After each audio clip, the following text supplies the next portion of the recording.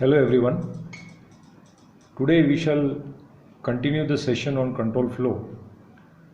In the last session we saw how while loop can be used with different programs, especially a program which was of infinite loop, and then we saw how to make use of different statements such as import statement, wherein the import statement plays a very vital role or important role in terms of importing or giving access to the code which is defined in the module.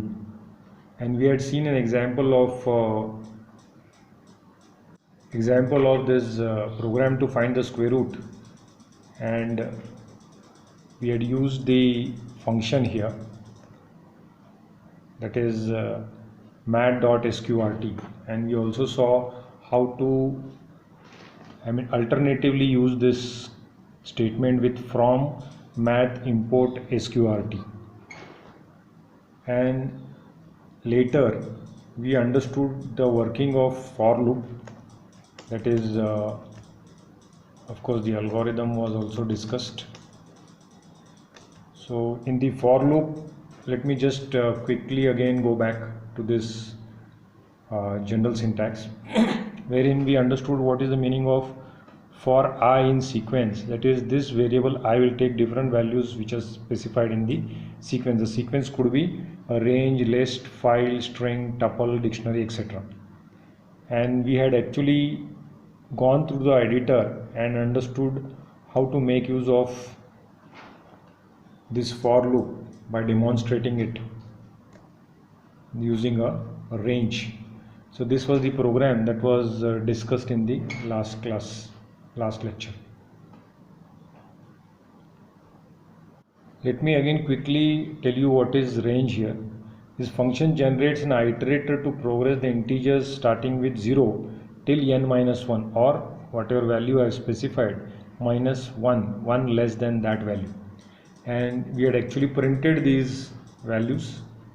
Now today we'll go move further and try to understand a program which says that write a program in Python to add the sum of first 500 numbers. So how do we write this program using for loop? Now you know that we can generate the numbers using range. So if I want to generate the first 500 numbers and then subsequently add them using sum, so you should know that from your earlier understanding that you need to take a variable called as sum outside the loop, and then I will loop in through these 500 numbers. But I can write a different version of range also. Since this is going from 0 to this number minus 1, I can say 1 comma the 500 plus 1 number. So this is how I can take these numbers and then iterate through these numbers and then sum them. So let us go to the editor and see how we can write this program using Thonny editor. So in this editor we have typed the first two lines as n equals 500 and sum equals 0. Now I will try to write the for loop here, that is for I in range. Now I told you that different ways you can write the range. I can say from 1 instead of writing from 0, that is I can customize my range here. Instead of using the default functionality, I can say 1 to n plus 1, that is that it will go n minus 1, so I want one value extra, so that it goes up to n, and this is how you can write this range. Now since it is going, I will take different values from 1 to 500. In the process I have to just say sum is equal to sum plus I, and that's all. This will try to add all the numbers from 1 to 500, and I can say here the sum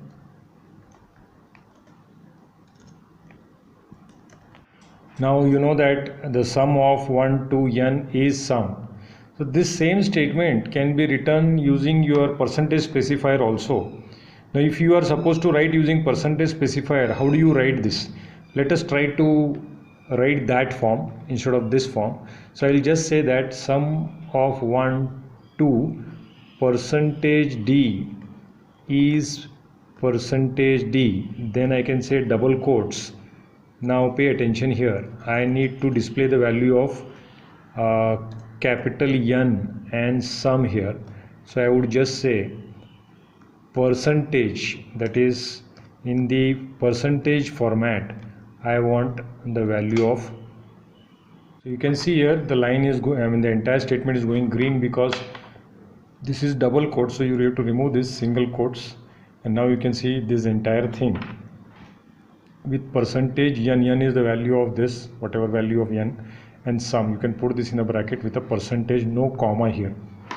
So if I run this program now, I would get here the sum of 1 to 500 is this.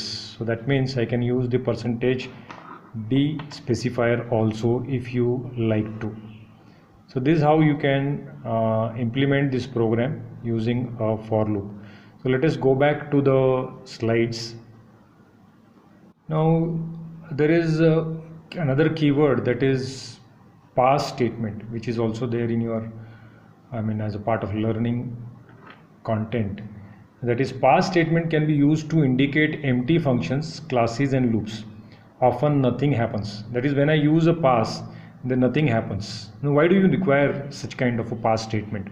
Now you know that many a times whenever you want to provide a delay in a program, so this is the best a keyword that you can use in a loop. For example, I want to add a delay in the program, then I can just iterate through the loops. So for example here, for I in range of 1, 1001, that means I want to put a count from 1 to 1000 by putting some delay, then I can use say pass. So this will keep on skipping, there's nothing here, and it will keep on counting only, that is iterating from 1 to 1000. You can take a big number and check it out how this pass works. It's a very simple mechanism. I can show you in the editor here. Now the same code I have written here for I in range of 1001, pass it, and lastly I will say done. Now if I run this program, I'll just have some small amount of delay I got, and then I was able to print the done. But if I want to increase this, let us increase this value. Now you see that it has stopped and then it is printing done. Again, if I want to increase this further, you can see that you can get some delay. You can go on increasing and check out what happens. Okay, still it is faster. Now this is here, you got a good delay, amount of delay. You can see that the purpose of pass is to incorporate the delay. Now you got a sufficient delay here. So based on the amount of delay required, you can incorporate this function here, and I believe you understood what is the meaning of pass. Let us go back to the present slides here. Moving further, we'll try to see different examples using for loop.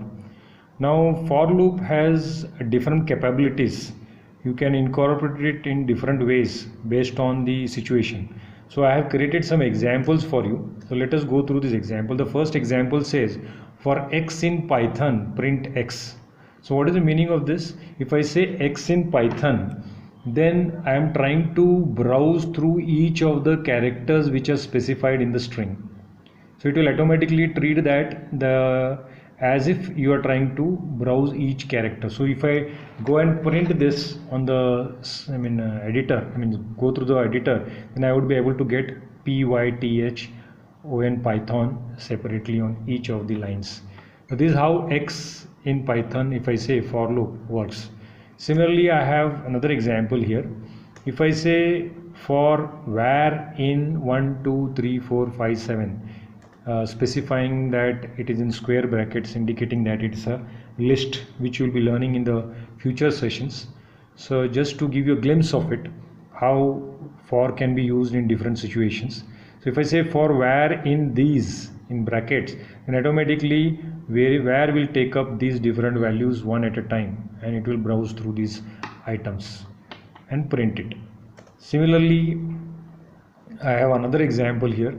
Now if I say for var in single quotes p 2 comma 4.65 double quotes the abc, then this means that I have items could be any collection of any numbers or the characters or the strings or the real numbers. So this is a collection of all the possible things that we have here, and in this case also it will automatically take up each value of the item and to print that. So we'll see this demo also. And there is another example I have, that is the last example. What it means is, for fruit in, if I have everything in double quotes here, so I can even browse through these items, that is I can say print fruit. So let us go and check it out how it really works with the Python code.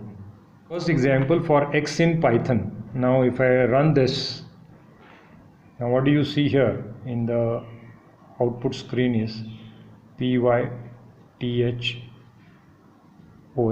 is Python. It prints all the characters on each of the lines. Now here I have var in 1 2 4 5 7 9. Now if I try to print it, of course this has to be aligned. Now I would get here 1 2 4 5 7 and 9, and similarly, so the list is with single quotes P2 4.6 5 double quotes ABC and so on. So let us run this code now.